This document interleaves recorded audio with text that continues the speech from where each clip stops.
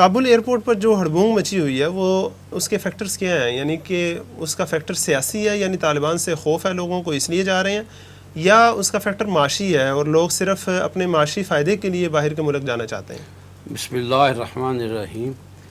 Doctor صاحب، جب اس revolution کے فوری بعد جو صورتحال ایئرپورٹ کی، کابل ایئرپورٹ کی دیکھی گئی تھی، اس سے تو یوں محسوس ہوتا تھا کہ یہ اس کی بنیاد سیاسی ہے،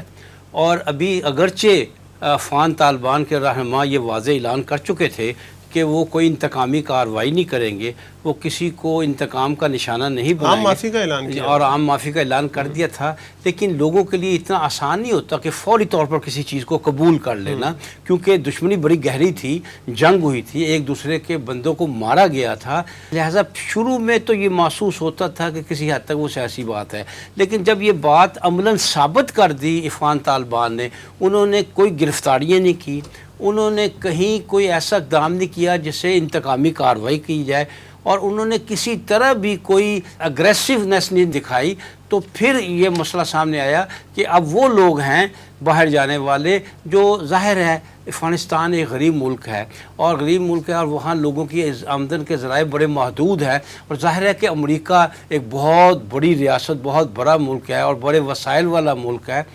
اب معلوم ہوتا ہے کہ جو لوگ وہاں موجود ہیں کابل ایئرپورٹ پہ، ان کے باہر جانے کی وجوہات معاشی ہیں، وہ زیادہ کمانے کی خواہش میں یا اس غربت سے بچنے کے لیے وہ جا رہے ہیں۔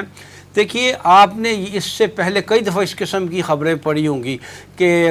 کئی لوگ کنٹینر میں انہوں نے جانے کی کوشش کی، یورپ یا امریکہ وغیرہ، تو راستے میں مارے گئے، کئی لوگوں نے دریاؤں اور سمندروں کے ذریعے جانے کی کوشش کی تو ان کی کشتیاں الٹ گئیں اور وہ مارے گئے۔ اس کا مطلب یہ ہے کہ لوگ معاش کی تلاش میں، جن کے حالات اچھے نہیں، جہاں ملک میں آمدنی کے ذرائع وسائل اتنے نہیں ہیں، تو وہاں سے لوگ نکلتے ہیں، کوشش کرتے ہیں، اور وہ یہ بھی دیکھتے ہیں کہ اگر کوئی ان کے کوئی عزیز و قارب ساتھی، کوئی ہمسائے وغیرہ باہر گئے تو ان کی معاشی طور پر کایا پلٹ گئی، تو پھر وہ ان کے لیے بھی ایک موٹیویشن پیدا ہوتی ہے کہ ہم بھی باہر جا کر اپنی دنیا بنائیں۔ میں آپ کو یقین سے کہہ سکتا ہوں کہ وہ تو افغانستان ہے، یقینی طور پر ان کے شہریوں کی معاشی حالت پاکستانیوں سے بھی بدتر ہے، لیکن فرض کیجئے آپ پاکستان میں اعلان کر دیجئے کہ بغیر پاسپورٹ کے، بغیر ویزے کے جو امریکہ جانا چاہتا ہے ایئرپورٹ پر پہنچ جائے، تو یہاں